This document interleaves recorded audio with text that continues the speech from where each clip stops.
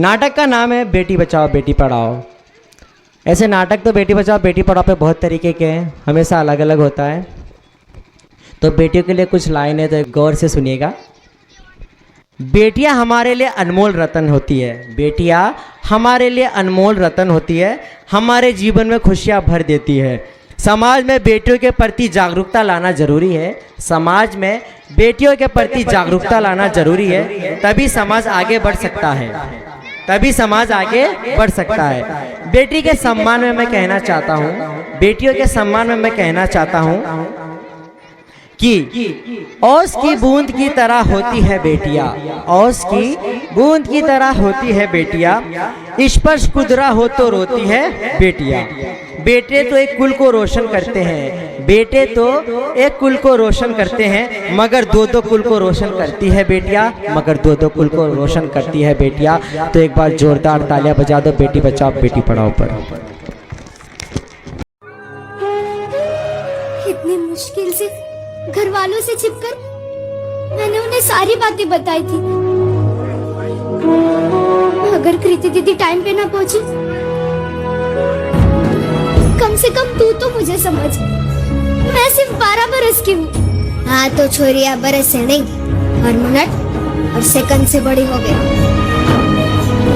मुझे भी थारे बाबा इसी उम्र में लाए थे यहाँ।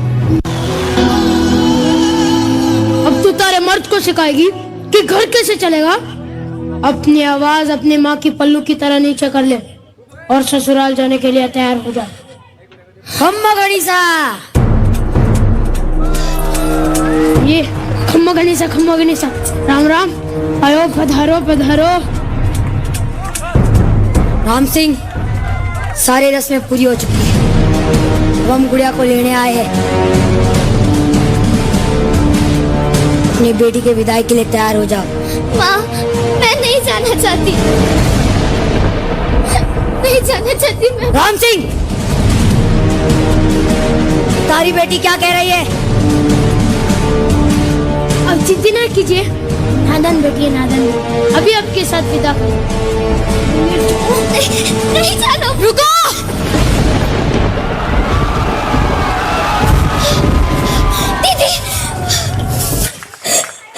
घबराओ मत, कोई तुम्हें नहीं ले जाएगा। आप ये गौना नहीं करवा सकते, गुड़िया अभी बालिग नहीं हुई है, सिर्फ 12 साल की है वो अभी। गुड़िया सयानी तो हो चुकी है ना, अब वो खुद चाहे तो भी यहाँ नहीं रह सकती। ये गुड़िया का घर है, वो यहीं पर रहेगी। पर है नहीं था, अब वो उसके पति के घर रहेगी। पति के घर? अजीब है ना, शादी होते ही एक लड़की अपने घर से पराई हो जाती है, और जिस घर के लिए वो पराई होती है वो घर कभी उसे अपना बना ही नहीं पाता। मैं थारे हाथ जोड़ू, भगवान के लिए अपने ससुराल चली जा। और इसकी बात तो मेरा कमाल की बात है ना, जिस बच्ची को माँ बाप अपनी गुड़िया समझकर इतना बड़ा करते हैं, उसे दुनिया कितनी आसानी से अपना खिलौना समझ बैठती है।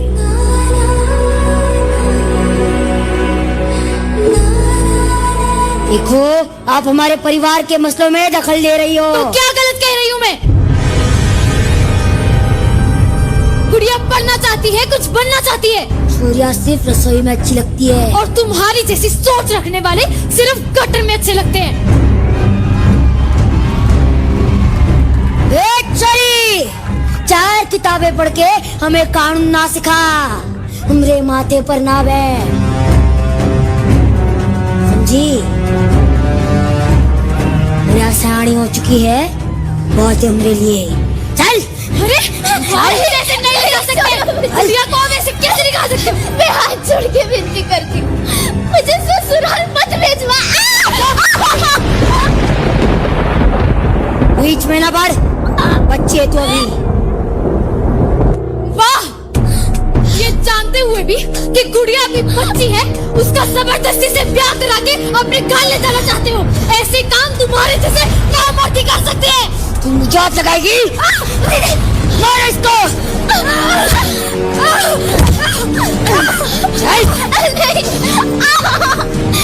रुको! मेरे होते गुड़िया को कोई नहीं ले जाएगा। ये रहे कोर्ट के ऑर्डर्स।